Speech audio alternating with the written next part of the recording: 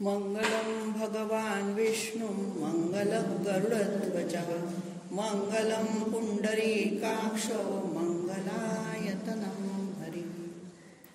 विष्णू सहस्रनामाच्या गर्भित अर्थाच्या विवेचनामध्ये आपण 17 श्लोकांपर्यंतचे अर्थ कालपर्यंत पाहिले.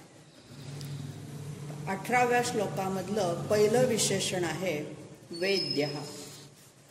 विद धातू आहे. विद धातूचा अर्थ आहे जाणणे. जे जाणण्यास योग्य आहे ते वेद्य. मग असं हे वेद्य काय आहे तर वेद्य प्रतिपाद्य ब्रह्म आहे. आणि म्हणून या वेद्य प्रतिपाद्य ब्रह्माला जाणावं असं जे काही आत्मज्ञान आहे ते आत्मज्ञान जो जाणण्यास योग्य असा जो आहे त्या परमात्म्याचं परब्रह्माचं ज्ञान या अर्थाने त्याला वेद्य असं म्हटलेलं आहे. म्हणजे कल्याणाची इच्छा असणारा जो काही भक्त असतो तो भक्त जाणून घेण्यास उचित असं जे काही एक ज्ञान आहे आत्मज्ञान आहे त्याचं ज्ञान करून घेण्यासाठी या विष्णू परमात्म्याला भजत असतो. पुढचं विशेषण घेतलंय वैद्य. आपल्याला वैद्य शब्द केवळ आयुर्वेदाचार्य किंवा आयुर्वेदातले तज्ज्ञ या अर्थाने माहीत आहे. पण वैद्य शब्दाचा खरा अर्थ जर बघितला तर विद धातूपासून जो आपल्याला सगळ्या प्रकारच्या रोगांचं निवारण करतो.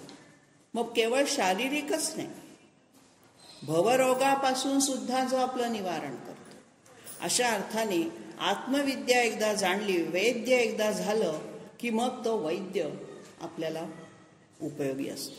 आणि म्हणून ज्या वेळेला आधी आणि व्याधी, आधी म्हणजे शारीरिक रोग आणि व्याधी म्हणजे मानसिक रोग, केवळ शारीरिक रोगच नव्हे तर आपल्या मनाचे जे काही प्रारब्धाचे जे काही आपल्याला भोग व्याधी रूपाने येतात त्या आधिव्याधींचं नाश करण्यासाठी जे मुमुक्षु लोक असतात त्यांना या भवरोगापासून भवपाशातून मुक्त करण्याचं काम हा विष्णू करत असतो.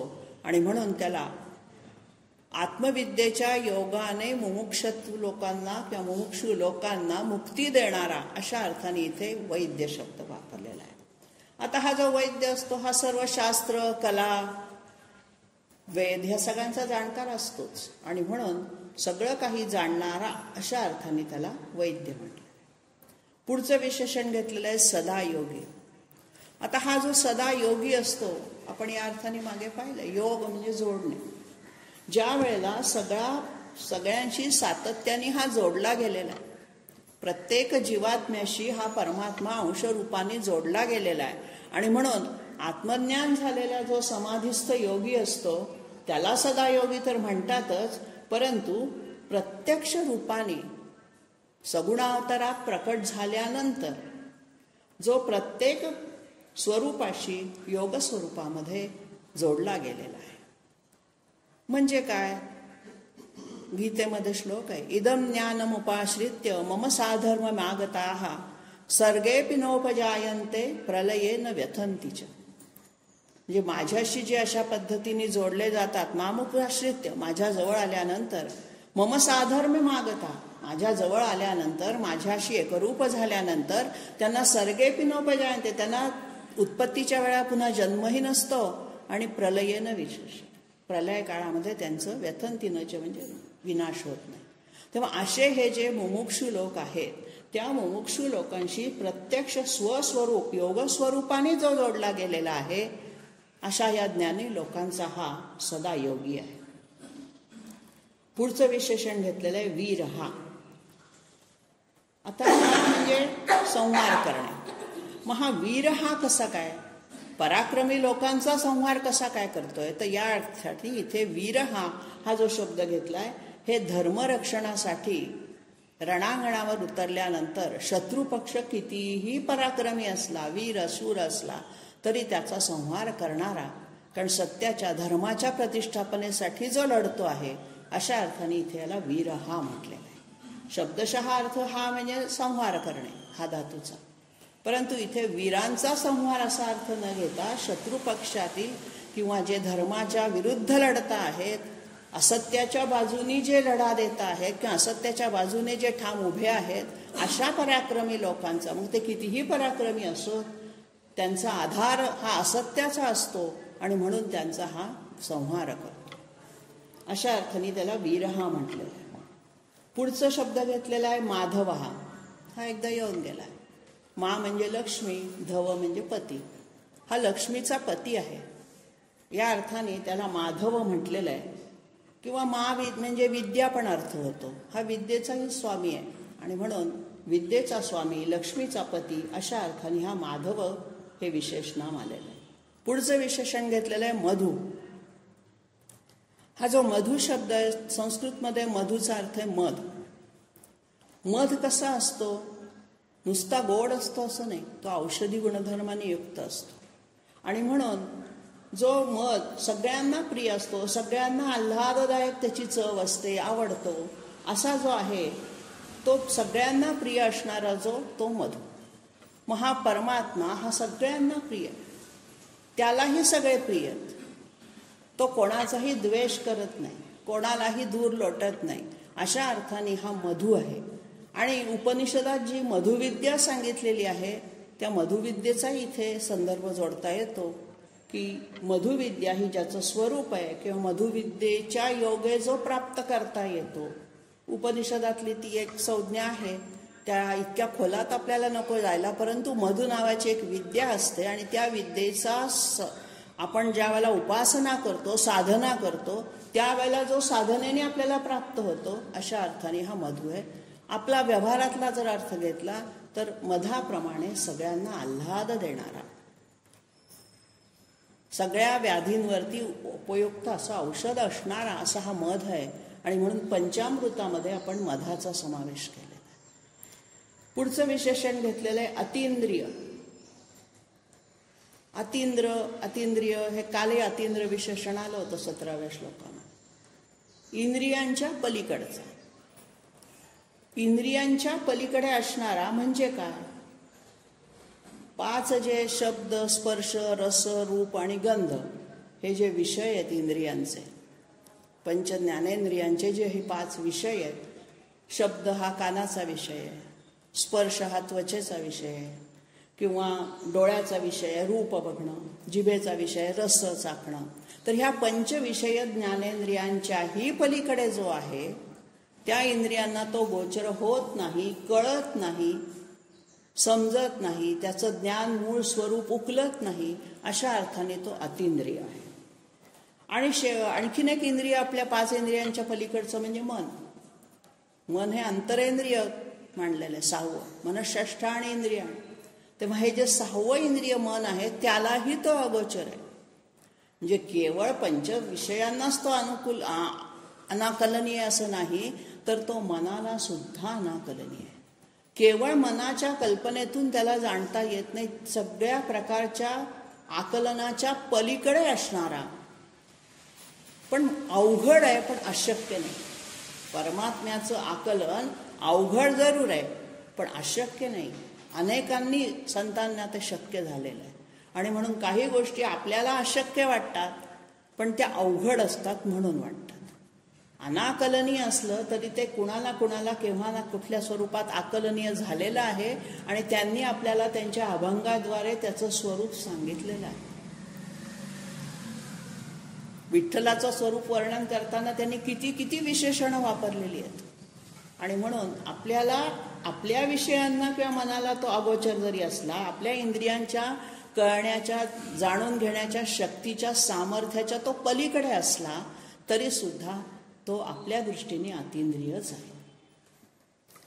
पुढचं विशेषण घेतलेलं आहे महामाया. महामाया. आता हा जो माया शब्द आहे ना, हा थोडासा फसवा असा आहे. भगवंतानी मायेने हे जगी सृष्टी निर्माण केलेली आहे. आता ही माया जाणून घेतली आहे, सगळं जग ब्रह्मसत्यम जगन्मिथ्या शंकराचार्य म्हणतात. तो मिथ्या शब्द जो आहे तो माया या अर्थाने, म्हणजे ते खोटं फसवं नाही आहे परंतु ते सत्य पण नाही. मायावी भासमान आहे हे सगळं, कारण हे नष्ट होणार आहे. जे काही नष्ट होतं, ज्याला अंत आहे, आदी आहे, ते भासमान असतं, ते नष्ट असतं. आता उदाहरणार्थ मृगजळ जे आहे भासमान असतं, आपण जवळ गेल्यावर लक्षात येतं की इथे पाणी नाही आहे. तेव्हा अशा पद्धतीने ही जी चातुर्य, हाताचं कौशल्य जो जादूगार वापरतो, अनेक रचना करताना हा मयासुराचा उल्लेख आलेला आहे महाभारतात. तर हा जो मयासुर आहे हा आपल्या रचना कौशल्याने हवी तशी रचना करू शकत असे. आणि म्हणून ह्या मनाचं किंवा मायावी शक्तीचं, मायावी लोकांचं जे काही स्वरूप आहे त्या स्वरूपाने सुद्धा तो नटलेला आहे.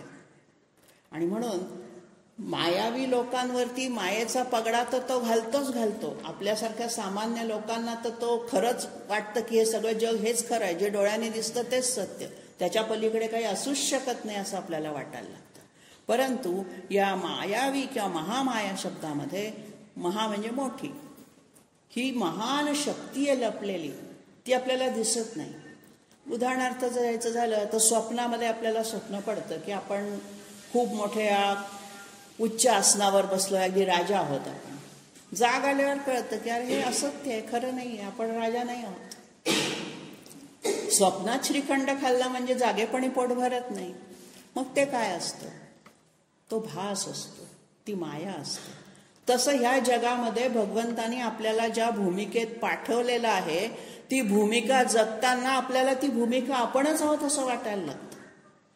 श्रीराम लागूंचं उदाहरण आहे. नटसम्राट करताना शेवटी त्यांनी त्या नाटकात भूमिका करणं सोडून दिलं, कारण त्यांना त्या भूमिकेचा त्रास व्हायला लागला. ते इतके आत्मीयतेने भूमिका करायला लागले की तो म्हणजे मीच आहे असं समजून. आपणही व्यवहारामध्ये वागताना तेच करतो.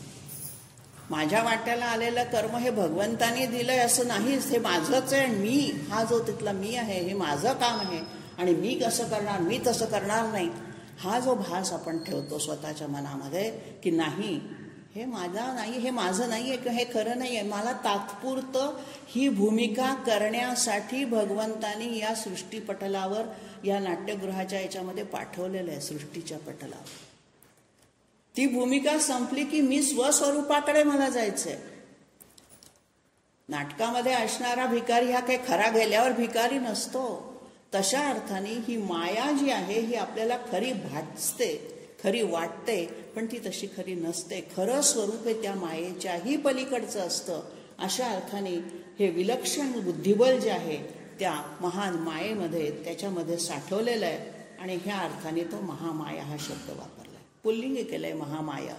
माया शब्द तसा स्त्रीलिंगी आहे, पण इथे तो पुल्लिंगी वापरलेला आहे, कारण ही सगळी विष्णूची विशेषण आहेत.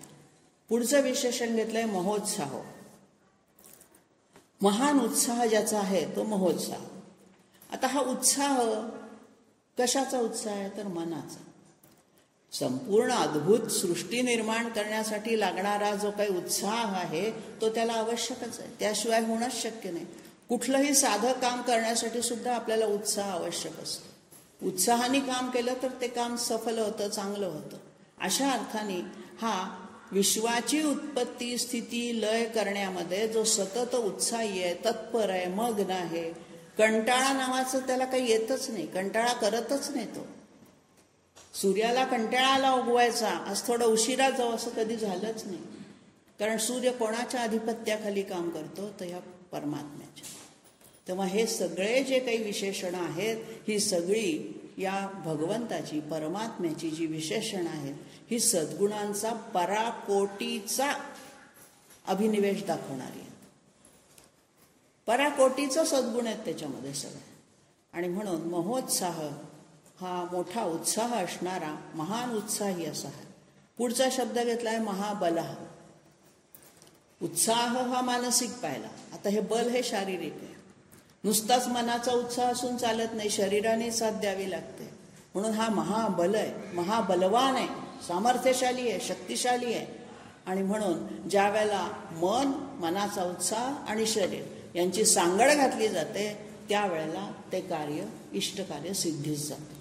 म्हणून बलवंतांहून सुद्धा ज्याचं बल जास्त आहे तो महाबल, म्हणजे याच्यापेक्षा अधिक बलवान कोणी असूच शकत नाही. अशा अर्थाने महाबल हा शब्द वापरला.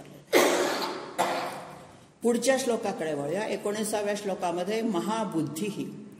ही सगळी महोत्साह, महाबल, महाबुद्धी, महावीर्य, महाशक्ती, महाद्युती ही क्रमाक्रमाने त्याचं महत्व, महानपण सांगणारी आहेत. तेव्हा महाबुद्धी अर्थात त्याची बुद्धी तर महान असणारच ना, पण ही कशाची बुद्धी आहे? आपल्या व्यवहारातली बुद्धी नाही आहे. ही कशाची बुद्धी आहे? तत्वनिर्णय करणारी बुद्धी. म्हणजे यथार्थ हेरण्याची जी बुद्धी आपल्याला दिलेली आहे भगवंतानी, ती त्याचं स्वरूप आहे, त्याचं लक्षण आहे आपल्यामध्ये जी बुद्धी आहे ती. आणि म्हणून ज्याच्यापेक्षा अधिक बुद्धिमान कोणी नाही, बुद्धिमंतांमध्ये सुद्धा जो वरिष्ठ आहे, अशा अर्थाने महाबुद्धी तर म्हणलेलं आहे. शब्दशः महाचा अर्थ आहे विशाल. मग विशाल बुद्धी म्हणजे सर्वव्यापी बुद्धी आहे त्याची. कुठल्याही क्षेत्रामध्ये त्याला बुद्धी नाही असं नाहीच. एखाद्याची बुद्धी गणितात चालते, एखाद्याची भाषेवरती प्रभुत्व असतं, पण हे असं नाही आहे. ह्याचं संपूर्ण सगळी तत्व जी आहेत, पंचतत्व, ती सगळी त्याला गम्य आहेत आणि त्याच्यावरती आधारित त्याचं जे काही स्वरूप आहे, ते स्वरूप आपल्याला जाणवण्यासाठी लागणारी आपल्याला जी बुद्धीची प्रेरणा मिळते, ती या महाबुद्धी परमात्म्याकडून मिळते. पुढचा शब्द घेतलेला आहे महावीर्य. आता बुद्धीच्या बाबतीत एक आपण म्हणतो हनुमानाला बुद्धिमतां वरिष्ठ. हा बुद्धिमंतांमध्ये वरिष्ठ आहे हनुमान. तसा हा विष्णू सुद्धा बुद्धिमतां वरिष्ठ आहे. अहम सर्वस्य प्रभवो मत्त सर्वं प्रवर्तन्ते, हा जो काही गीतेतला श्लोक आहे तो इच्छात आलेला आहे. तेव्हा महावीर्य, ज्याचं वीर्य म्हणजे पराक्रम सुद्धा महान आहे, म्हणून गीतेत त्याला अनंत वीर्य असा शब्द वापरलेला आहे. ज्याची अलौकिक शक्ती आहे, वीर्यशक्ती. नवनिर्मितीसाठी, सृजनासाठी जे वीर्य लागतं ते वीर्य सुद्धा त्याचं अलौकिक आहे, तेजस्वी आहे अशा अर्थाने सुद्धा. आणि वीर्य म्हणजे पराक्रम, शारीरिकदृष्ट्या पराक्रम हा सुद्धा त्याचा मोठा आहे. आणि म्हणून जो अलौकिक पराक्रमाने युक्त आहे, कारण विश्वनिर्मितीचं कार्य करणं त्याचं जे मूळ कारण आहे ते अलौकिक असलंच पाहिजे, त्याशिवाय इतकं अलौकिक अद्भुत कार्य घडणारच नाही. आणि म्हणून महावीर्य त्याचा श्रेष्ठ असा पराक्रम आहे, अलौकिक असं वीर्य त्याचं आहे. पुढे घेतलंय महाशक्ती. आता महावीर्यामध्ये शारीरिक बल दाखवलं. आता महाशक्तीमध्ये अत्यंत श्रेष्ठ अशी शक्ती कशाची? क्षमता, मनाची. पुन्हा मनाची घेतलेली शक्ती जी लागते, मनामध्ये जी क्षमता, पात्रता, कुवत आपण त्याला मराठीत म्हणतो, ती त्याची महान आहे. महाद्युती. द्युती म्हणजे तेज. ज्याच्याजवळ महान वीर्य आहे, महान शक्ती आहे, महान बुद्धी आहे, त्याचं तेज अनंत असणारच, महान तेज असणारच त्याचं. आणि म्हणून एकमेकांवर अवलंबून असणारी ही अशी विशेषण आहे. शक्ती, वीर्य, बुद्धी, बल, उत्साह यांनी युक्त असणारा जो कोणतो परमात्मा विष्णू, तो महा तेजस्वी आहे, द्युती आहे. आपल्याला आदित्याच्या रूपाने, अग्नीच्या रूपाने त्याच्या तेजाची छोटीशी झुळ आपल्याला जाणवते. पुढचं विशेषण घेतलेलं आहे अनिर्देश्य वपू. वपू म्हणजे शरीर. अनिर्देश्य, ज्याचा निर्देश करता येत नाही, ज्याचं वर्णन करता येत नाही, जो कसा आहे हे सांगता येत नाही. आणि म्हणून का सांगता येत नाही? तर तो निर्गुण निराकार आहे. त्याचं वर्णन करणार कसं तुम्ही? एखाद्या शब्दाच्या किंवा उपमानाच्या साधर्म्याने त्याचं वर्णनच करता येत नाही, कारण तो कोणासारखा आहे? तो त्याच्याच सारखा आहे. म्हणून वेदांनी नेती नेती म्हटलेलं. आणि म्हणून अनिर्दिष्ट किंवा अनिर्देश्य म्हणजे ज्याचा निर्देश, ज्याचा उल्लेख, ज्याचं सामर्थ्य शब्दांनी व्यक्त करता येत नाही, अशा अर्थाने ही विशेषणं वापरल्यानंतर अनिर्देश्य वापरलेलं आहे. यत्वक्षरमनिर्देश्य अव्यक्तम पर्युपासते सर्वत्र गमचिंत्यंच कूटस्थमचलध्रुवम, हा जो 12व्या अध्यायातला 3रा श्लोक आहे त्याच्यामध्ये या अनिर्देश्यपणाचं वर्णन आले. म्हणजेच काय आहे? सोप्या भाषेत अनिर्देश्य वपू म्हणजे ज्याचं वर्णन, ज्याच्या शारीरिक वर्णन तर करता येतच नाही, ज्याच्या गुणधर्मांचं सुद्धा वर्णन करण्याला शब्द अपुरे पडतात, मग तो कसा आहे? स्वसंवेद्य आहे. स्वतःचं वर्णन करण्याला तो समर्थ आहे. स्वतःच जाणून घेतलं म्हणजे त्याच्याशी एकरूप झाल्यानंतरच त्याचं वर्णन करतं. काल मी सांगितलं साखरेचा भोगता साखरेची झाला. एकदा तो साखर झाल्यानंतर त्याची गोडी त्या साखरेलाच माहिती. तसं भगवंताला जाणणारे एकदा भगवंतापाशी गेले की तो कसा हे सांगायला परत येतच नाही. ते भगवंतमय होऊन जातात. अशा अर्थाने त्या ठिकाणी त्याला स्वसंवेद्य किंवा स्वतःलाच जाणून घेण्यास तो समर्थ आहे. कोणाला तो समजावून सांगता येणं शक्य नाही. कारण कितीही वर्णन केलं तर त्या वर्णना पलीकडे त्याचं स्वरूप आहे. पुढचं विशेषण घेतलंय श्रीमान. हे येऊन गेलेलं आहे विशेषण. मी म्हटलं काही विशेषणं पुन्हा पुन्हा येतात. ती अर्थाच्या द्विरुक्तीसाठी येतात, काही वेळेला वेगवेगळ्या अर्थाच्या छटा दाखवण्यासाठी येतात. श्रीमान, श्री म्हणजे ऐश्वर, लक्ष्मी. तर हा कोणतं ऐश्वर आहे? पैशाचं नव्हे, ज्ञानाचं, बुद्धीचं ऐश्वर आहे त्याच्याकडे. आणि म्हणून श्रीमान म्हणजे ऐश्वर, बुद्धी, ज्ञान यांनी युक्त असणारा असा हा श्रीमान आहे. पुढचं विशेषण घेतलंय अमेयात्मा. हे पण येऊन गेलेलं आहे. अमेय येतो, त्याला मोजता येत नाही. फुटपट्टीच्या साह्याने ज्याचं मोजमाप करता येतं ते मेय, पण परिमाणाने मोजताच येत नाही. कुठल्याच परिमाणामध्ये तो लांबी रुंदी त्याची खोली मोजता येणार नाही. अशा अर्थाने ज्याच्या स्वरूपाचं केवळ अनुमान करता येतं, प्रत्यक्ष प्रमाण तर नाहीच, केवळ अनुमान प्रमाण त्याचं करता येतं की तो असा असा असला पाहिजे. अनुमान म्हणजे हेच की आपण त्याचं जे काही वर्णन वाचतोय असा हा परमात्मा असला पाहिजे. याच्याही पलीकडे आणखीनही काही त्याचं स्वरूप असलं पाहिजे. अशा अर्थाने त्याला अमेय आत्मा, ज्याचं मोजमाप करू शकत नाही, केवळ अनुमानाने तो गम्य होऊ शकतो, असा अर्थ घेतला. शेवटचं विशेषण घेतलंय महाद्री धृक. महाआद्री धृक. धृक म्हणजे धरून ठेवणारा. काय धरून ठेवल्याने? आद्री म्हणजे पर्वत, डोंगर. महान आद्री, मोठा पर्वत त्यांनी धरून ठेवलेला आहे. हा उल्लेख जो केला आहे तो समुद्र मंथनाच्या वेळेला कुर्मावतार घेऊन त्या मंदार पर्वताला खालून त्यांनी धरून ठेवलं. कारण तो खाली खाली जायला लागला म्हणून त्यांनी त्याला आधार दिला, अशी ती जी कथा आहे त्याही रूपाने आहे. किंवा श्रीकृष्ण अवतारामध्ये त्यांनी जो गोवर्धन पर्वत उचलला होता त्याही अर्थाने.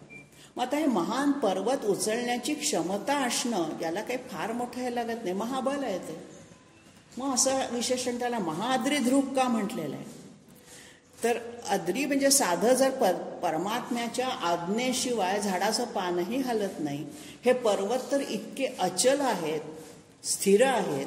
मग हे पर्वत सुद्धा न हलणारे असून सुद्धा भगवंताच्या इच्छेसाठी ते उचलले जातात. ते उचलण्याची आज्ञा पर्वत मोडू शकत नाहीत. आणि म्हणून अचल स्थिर परमात्म्याच्या आज्ञेने अचल स्थिर राहिले आणि परमात्म्याच्याच आज्ञेने त्याला ते उचलणंही जमते. प्रलयकाळी हा जो ध्रुक शब्द आहे हा प्रलयकाळी वापरला जातो. प्रलयाच्या वेळेला या सगळ्या पर्वतांचे तुकडे तुकडे तुकडे होतात आणि ते सगळे विलीन होऊन जातात. आणि पुन्हा नवसृष्टी निर्मितीच्या वेळेला ते सगळे पर्वत पुन्हा परमेश्वर निर्माण करतो. आणि म्हणून मोठ्या मोठ्या पर्वतांना धारण करण्या इतकं सामर्थ्य ज्याचं आहे, किंवा ज्याच्या आज्ञेमध्ये निर्जीव दगड सुद्धा, पर्वत सुद्धा ज्याच्या आज्ञेमध्ये राहतात, असा हा महाद्री ध्रुव आहे. पुढचं श्लोकातलं विशेषण आहे महेश्वासो. ईश्वास शब्द आहे त्याच्यात, महान ईश्वास. ईश्वास म्हणजे धनुष्य, मोठं धनुष्य, बलवान प्रचंड धनुष्य त्याच्याजवळ आहे. त्याचं धनुष्य मुळात इतकं प्रचंड आहे की त्या धनुष्याला प्रत्यंच्या जोडणं हेच मुळात अवघड आहे. रामावतारात आपण पाहतो, परशुरामाच्या अवतारात पाहतो, त्यांची धनुष्य प्रचंड ताकदवान सामर्थ्यशाली होते. आणि म्हणून असा हा प्रचंड धनुष्य ज्याचं आहे किंवा जो धारण करतो तो किती पराक्रमी असला पाहिजे, म्हणून महेश्वास हा म्हटल्या. पुढचं म्हटलंय मही भरता. मही म्हणजे पृथ्वी, भरता म्हणजे भरणपोषण करणारा. या संपूर्ण पृथ्वीचं भरणपोषण करणं, ज्यांनी ती सृष्टी निर्माण केली त्या प्रत्येकाच्या पालन पोषणाची जबाबदारी उचलणारा, अशा अर्थाने त्याला मही भरता म्हटलेलं आहे. तर सोपं विशेषण आहे. पुढचा शब्द घेतलाय श्रीनिवास. आता हा श्रीनिवास जो शब्द आहे पुन्हा श्रीवास हा सारखाच किंवा श्रीमान सारखाच अर्थाने आलेला आहे. निवास म्हणजे राहणं, जिथं त्याचा वास्तव्य आहे, जिथे त्याचा निवास आहे. कुठे? श्रीमध्ये. किंवा श्रीचा निवास ज्याच्यामध्ये आहे. भगवंताच्या वक्षस्थलावरती श्रीचा लक्ष्मीचा निवास आहे. आपण बालाजीच्या रूपात बघतो तर असा हा श्रीनिवास दोन्ही अर्थाने, श्रीमध्येही त्याचा निवास आहे आणि श्रीचाही निवास त्याच्यामध्ये, ज्याला आपण अर्धनारी नटेश्वराचं रूप पाहिलं होतं. शक्ती आणि शिव एकमेकांच्या साह्याशिवाय काहीही करू शकत नाही. शिवाला शक्तीची जोड लागते, शक्तीला शिवाचं अधिष्ठान लागतं. अशा अर्थाने हा शिवशक्तीचा ऐक्य असणारा श्रीनिवास आहे आणि म्हणून श्रीनिवास हा असं त्याला म्हटलंय. पुढे म्हटलंय सताम गती. सत म्हणजे सज्जन. सज्जनांची जी गती असते, जाण्याचा जो मार्ग असतो तो ऊर्ध्व गती असते. वरवर चढणार, त्यांची उत्तरोत्तर प्रगती होत होत ते ऊर्ध्व दिशेने जात असतात. आणि म्हणून सत्पुरुषांना किंवा सज्जनांना ऊर्ध्व गतीने जाण्यासाठी जो मार्गदर्शन करतो, जो गती दाखवतो तो ऊर्ध्व गती. आणि म्हणून या ऊर्ध्व गती शब्दामध्ये, हे सताम गती शब्दामध्ये सत म्हणजे जे सज्जन आहेत, सत्पुरुष आहेत, जे मुमुक्षु आहेत अशा अर्थाने तिथे वापर किंवा ज्याच्यापर्यंत जाऊन पोचण्याची क्षमता, इच्छा, उत्कंठा या सज्जनांना असते. मुमुक्षीची जी मोक्षाची इच्छा, तळमळ ज्याला म्हणतो, आंतरिक तळमळ झाल्याशिवाय आपल्याला मार्ग सापडत नाही, तसं या ठिकाणी सताम गती ही ऊर्ध्वगतीसाठी तो त्यांना मदत करतो, मार्गदर्शन करणार आहे. पुढचं विशेषण घेतलंय अनिरुद्धा. रुध धातू आहे, रुध धातूचा अर्थ आहे अडविणे. हा रुद्ध आहे. काय आहे? अनिरुद्ध, ज्याला कोणी अडवूच शकत नाही, ज्याला कोणी रोखू शकत नाही, अशा अर्थाने अनिरुद्ध हा शब्द घेतलेला असतो. ज्याला कोणी विरोध करू शकत नाही, अडवू शकत नाही, रोखू शकत नाही पुढे जाण्यापासून, अशा अर्थाने हा अनिरुद्ध. अ म्हणजे नाही, निरुद्ध, जेव्हा अडवू शकण्यास अशक्य कोटीतली गोष्ट आहे त्याला थांबवणं, थोपवणं, अशा अर्थाने. पुढचा शब्द घेतलाय सुरानंद. सुर म्हणजे देव, देवांचा हा आनंद आहे. आता म्हणजे काय? हा दैवी गुणांनी उपासना केल्यानंतर हा देवांना प्राप्त होतो. परमात्म्याचं स्वरूप लक्षात येतं त्यांच्या. मग त्या देवांना परमात्म्याचं स्वरूप जाणल्यानंतर जो काही आनंद मिळतो तो देवांचा. नाही तर सुरांचा आनंद म्हणजे काय? देवांना आनंद कशात मिळतो? राक्षसांशी लढण्यात. परमात्म्याचं स्वरूप जाणण्यासाठी जी जी काही प्रयत्न त्या देवांनी केलेले असतात, त्यामधून दैवी गुणांची उपासना करता करता जो देवांना आनंद मिळतो, निर्वाणपर आध्यात्मिक आनंद मिळतो, तो सुरानंद. मग हा देवांचा आनंद आहे. मानवाचा आनंद साधा मानव आनंद, तो कशाने मिळतो? इंद्रियांच्या संतोषजन्य सुखातून मिळतो. पशु लोकांचा आनंद पाशवी आनंद असतो. पशुवृत्तीच्या माणसांचा आनंद सुद्धा पाशवी आनंद, राक्षसी आनंद असतो. तसा हा देवांचा आनंद, आनंद हा स्वरूपच आहे. आनंद ही एक स्थिती आहे. आनंद झाला म्हणजे काय हे दाखवता येत नाही. मनाची प्रसन्नता, आल्हाददायकता जशी ती देवांना आहे तशी आम्हालाही प्राप्त होवो, हा सुरानंदमध्ये विशेषण वापरायचा अर्थ.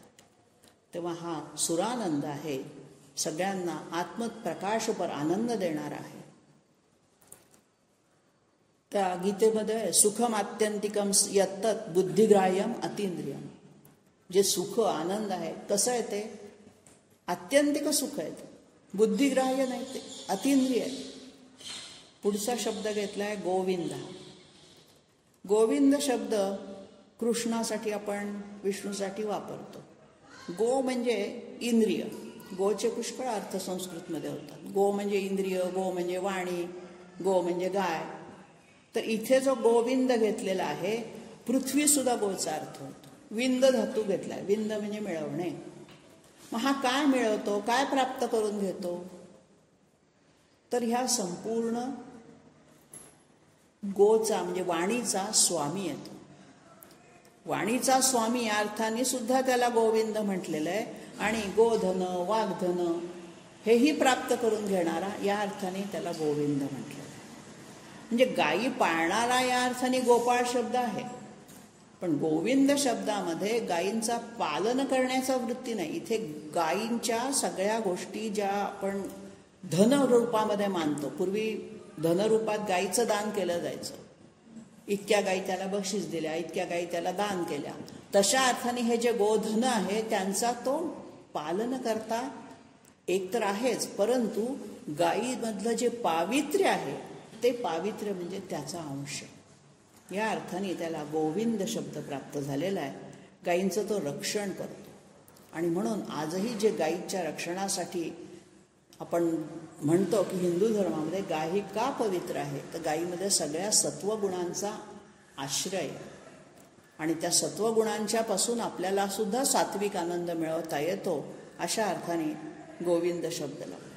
भजनामध्ये किंवा अभंगामध्ये हा गोविंद शब्द नेहमी येतो.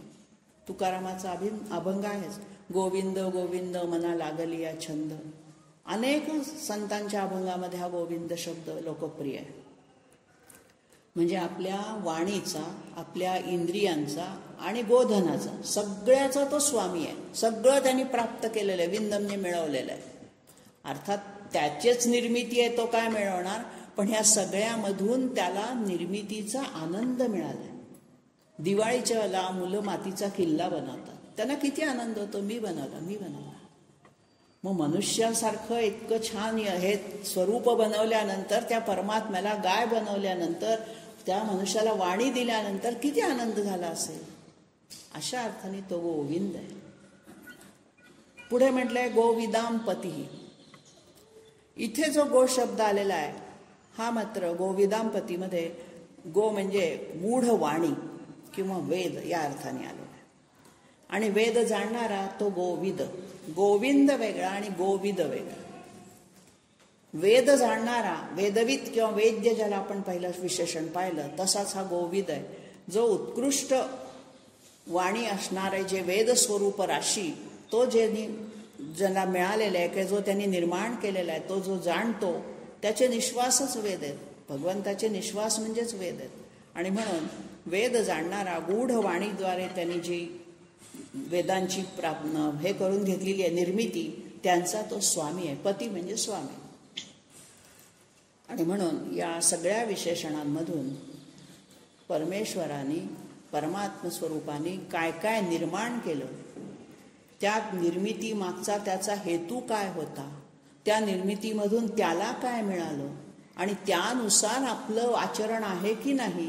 आपल्याला जे इतके सगळे इंद्रियांचं हे दिलेलं आहे स्वामित्व किंवा इंद्रियांची शक्ती, बुद्धी, मनाची ताकद, ह्या सगळ्याचा आपण सुयोग्य रीतीने वापर करतोय की नाही याच्यावरती त्याचं लक्ष असतं.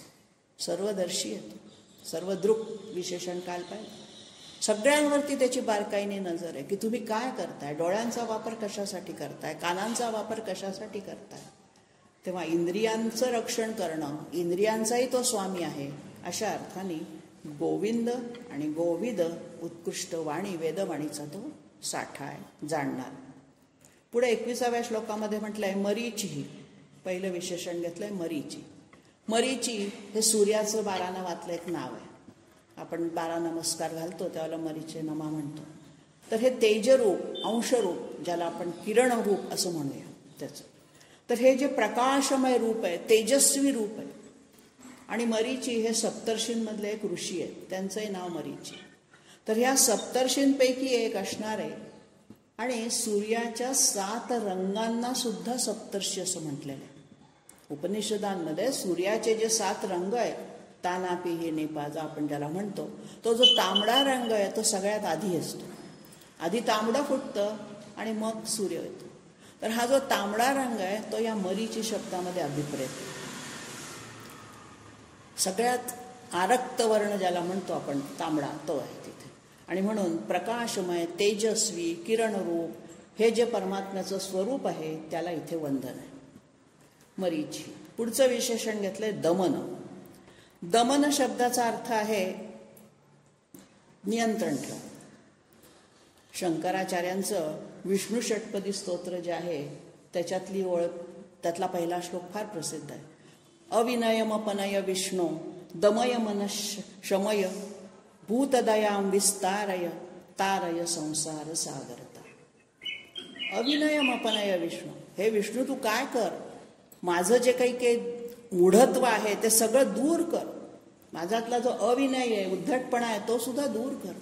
अशा अर्थाने तिथे दमय मन, माझ्या मनाचं दमन कर. शमदमादी जे षट साधनं आहेत त्याच्यातही पहिला शमच आहे, दुसरा दम आहे. तर हा जो दमन शब्द आलेला आहे हा आपल्या सन्मार्गापासून जे भ्रष्ट होतात, सन्मार्गापासून जे च्युत होतात, त्यांना पुन्हा सन्मार्गावर आणण्यासाठी त्या व्यक्तींचं दमन करणारा, त्यांच्यावरती नियंत्रण ठेवणारा. बैल जसे इकडे तिकडे विखरू लागले की तो जो वाहक असतो बैल चालवणारा, तो त्यांचे हे लगेच ओढतो दोर, की ते लगेच पुन्हा जाग्यावर येतात. त्यांना असं स्वैत घाऊ देत नाही. तसं जे दुष्ट लोक आहेत, जे आपल्या सन्मार्गापासून भ्रष्ट होत आहेत, त्या लोकांचं, अपराध करणाऱ्या व्यक्तींचं हा दमन करणार आहे. मग आता हे दमन कशाच्या द्वारे होतं? तर सूर्यपुत्र जो यम आहे त्या यमाच्या द्वारे परमेश्वर या सगळ्यांचं दमन करत असतो. पुढचा शब्द घेतलाय हंसहा. हंस रूपाने अवतार धारण केलेला आहे त्याने. हंस हे शुभ्रत्वाचं प्रतीक आहे. हंस शब्दामध्ये अहम सहा असा शब्द, मी तोच आहे. सोहम मध्ये जो शब्द आहे तोच हंसमध्ये येतो. अहम सहा, तो मीच, तो म्हणजे तो परमात्मा. तर हा जो हंस रूपामधला परमात्मा आहे, हंस हे प्राणस्वरूप मानला जातो. हंसाच्या अवतारामध्ये हंस हा प्राणस्वरूप आहे. म्हणजे काय? पंचप्राण जे आहेत आपले, प्राण, अपान, व्यान, उदान आणि समान, हे 5 प्राण हंसाच्या रूपाने त्या ठिकाणी आहे. असा सनकादिक ऋषींना ज्या वेळेला भगवंतांनी उपदेश केलाय त्याला हंसगीता म्हणतात. हंसगीता शब्द ऐकला असेल तर त्या हंसगीतेमध्ये 35 श्लोकांचा उपदेश आहे. सनकादिक नावाचे जे सनक वगैरे ऋषी होते त्या ऋषींना भगवंतांनी, विष्णूंनी उपदेश केलेला आहे. त्यामध्ये या हंसाचा उल्लेख आलेला आहे. हंस हा शुभ्र ज्ञानाचं प्रतीक मानला जातो आणि म्हणून तो तीर्थोदकी असतो असं त्याचं वर्णन आहे. जे तीर्थक्षेत्र आहेत तिथे ते असतात वास्तव्याला. आणि म्हणून हंस सोहम अशा अर्थाने हंस रूपामध्ये अवतार धारण करणारा, हंसाचा अवतार भगवंतांनी घेतल्याचा उल्लेख आहे. पुढचा शब्द आहे सुपर्ण. सुपर्ण, पर्ण म्हणजे पान किंवा पंख, दोन्ही अर्थाने पर्ण शब्द वापरला जातो. झाडाच्या बाबतीत असेल तर पर्ण म्हणजे पान, पक्ष्यांच्या बाबतीत असेल तर पंख. आता इथे हंसानंतर सुपर्ण शब्द आलेला आहे तो त्याच्याशी संबंधित घेतलेला आहे. सुपर्ण म्हणजे ज्याचे पंख अतिशय सुंदर आहेत. सु म्हणजे चांगलं. आता सुंदर पंखांनी युक्त असणारा असा जो कोणी आहे हा कोण आहे? पक्ष्यांचा राजा वैनतेय, गरुड. गरुडाला आपण पक्ष्यांचा राजा म्हणतो. तर हा गरुड विष्णूचं वाहन आहे आणि म्हणून या विष्णूच्या वाहनाचं गरुड स्वरूपातलं वर्णन या सुपर्ण शब्दामध्ये केलेलं आहे. हंस स्वरूपातलं वर्णन हंसहामध्ये केलेलं आहे. आता हे 2 पंख कशाचे मानलेले आहेत? प्रवृत्ती आणि निवृत्ती या 2 धर्मांना 2 पंखांची उपमा दिलेली. धर्मामध्ये प्रवृत्ती धर्म आहे आणि निवृत्ती धर्म आहे, दोन्ही आहेत. प्रवृत्ती म्हणजे एखादी गोष्ट करायची यासाठी प्रवृत्त करणं, आणि निवृत्त म्हणजे ज्या गोष्टी करू नयेत त्याच्यापासून त्यांना परावृत्त करणं. तर हा जो प्रवृत्ती आणि निवृत्ती धर्म आहे या दोन्ही गोष्टींचं प्रतीक असणारा, त्याचं प्रतिबिंब ज्याच्यामध्ये सापडतं की ज्याला त्याची उपमा दिली आहे, असा जो धर्मस्वरूप आहे त्या धर्माचा या ठिकाणी उल्लेख केलेला आहे. विभूती योगामध्ये सुद्धा वैनतेयाचा उल्लेख गीतेमध्ये येतो. पुढचे विशेषण घेतलेलं आहे भुजगोत्तम. भुजग म्हणजे सर्प, नाग. भू म्हणजे जमीन, जग म्हणजे तिथून जाणार. सरपटत जमिनीवर जाणार. आता ही 2 विशेषणं कशी क्रमाने आलेत पहा. वैनतेय गरुड आकाशात उंच झेप घेणार आणि लगेच जमिनीवर सरपटणार. म्हणजे दोनही रूपामध्ये भगवंतच नटलेला आहे. जो वैनतेय आकाशात गरुड सारखी झेप घेतो तोच भुजगाच्या रूपाने जमिनीवरही सरपटतो. भुज म्हणजे बाहू असाही त्याचा अर्थ निघतो. जो आपल्या हाताने पुढे पुढे चालतो, सापाला पाय नसतात तर त्याचं जे सरपट नाही त्याला हाताने चालणारा, अशा अर्थाने भुज ग अशीही त्याची फोड करतात. मी म्हटलं संस्कृतमध्ये तुम्ही त्या शब्दाची फोड कशी करता, संधी फोड, किंवा त्याचा समास कसा सोडवता याच्यावरतून त्याचा अर्थ बदलत असतात. नुसतं भू काढला जमीन तर अर्थ वेगळा, जमिनीवरच सरपडणार. भुज म्हटलं तर हाताने सरपटणारा, ग म्हणजे जाणारा, पुढे पुढे सरकणारा. अशा अर्थाने इथे विभूतींमधला जो अनंत नाग आहे त्याचा उल्लेख आलेला आहे. अनंत, शेष, वासुकी हे जे नागाचे जे श्रेष्ठतम असे प्रकार आहेत त्यातला विभूतिमत्वातला हा जो भुजगोत्तम म्हणजे श्रेष्ठ विभूती असणारा जो काही अनंत नाग त्याचा विष्णूच्या जवळ तो असतो म्हणून त्याचा इथे उल्लेख केलेला आहे. त्या स्वरूपामध्येही तोच आहे. म्हणजे सरपटणाऱ्या प्राण्यांमध्येही भगवंतच भरलेला आहे, आकाशात उडणाऱ्यांमध्येही भगवंतच स्वरूप दाटलेलं आहे, सगळीकडे भरून उरलेला आहे. पुढचं विशेषण घेतलंय हिरण्यनाभा.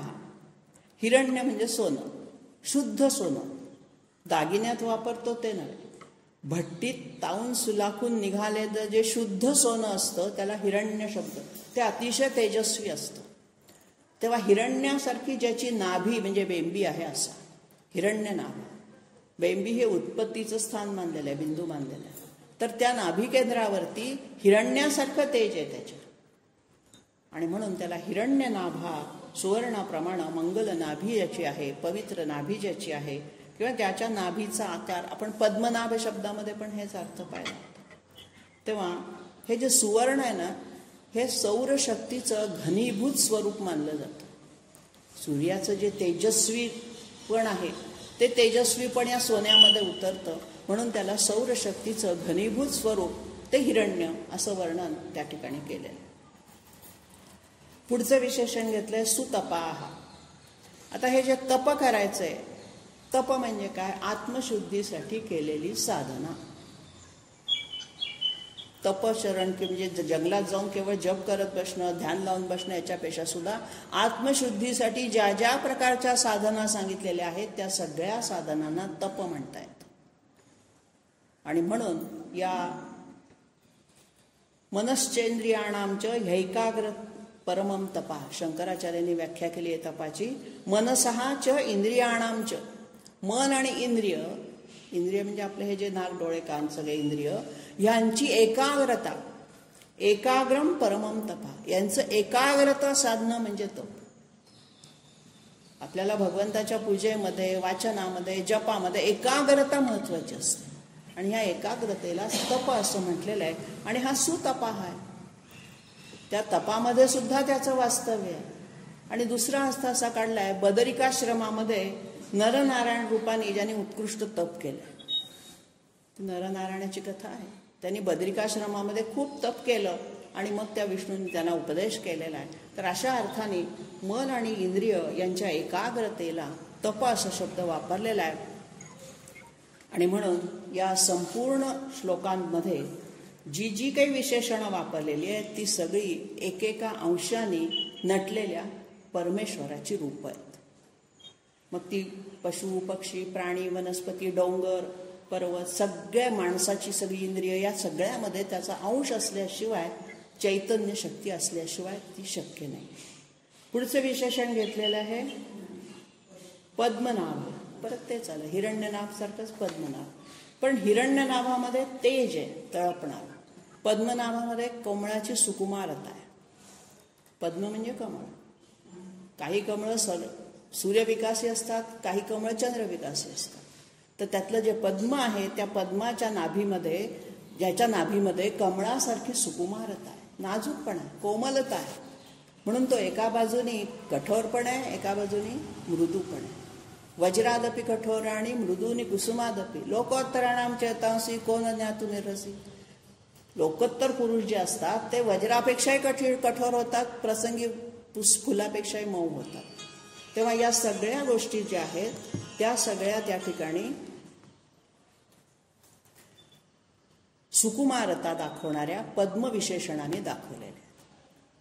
पद्म हे विशेषणच मुळात नाजूकतेसाठी वापरले जातं.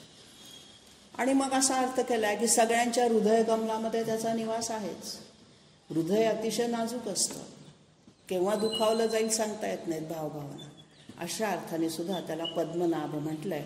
आणि या श्लोकातलं शेवटचं विशेषण आहे प्रजापती. प्रजेचा पती, पालन पोषण करणारा. प्रजा हा शब्द नेहमी बहुवचनी येतो, सगळी प्रजा त्याच्यामध्ये अंतर्भूत होते. आणि म्हणून हा जो वत्सल पित्याच्या रूपाने आपलं पालन पोषण करतो, कठोर पिता नाही आहे, हा वत्सल पिता आहे. आपल्याला काही क्षणी तो कठोर वाटतो, कारण आपलं आचरण ज्या वेळेला वाईट मार्गाने जातो त्यावेळेला तो कठोर बनतो. आणि जो आपण चांगला भक्त असतो त्याच्यासाठी तो सुकुमार असतो, फुलासारखा तो नाजूक पण असतो. आणि म्हणून या प्रजापतीमध्ये सुद्धा वत्सल पित्याप्रमाणे पालन पोषण करणारा, सांभाळणारा, सगळ्यांना तो सांभाळून घेतोय. अशी एकही व्यक्ती नाही की ज्याला भगवंताने सांभाळून घेतलं नाही. फक्त आपण ते आठवलं पाहिजे की केव्हा केव्हा आपल्याला भगवंताने सांभाळून घेतलेलं आहे. प्रत्येकाच्या आयुष्यात प्रत्येकाला त्यांनी सांभाळून घेतलेलं आहे.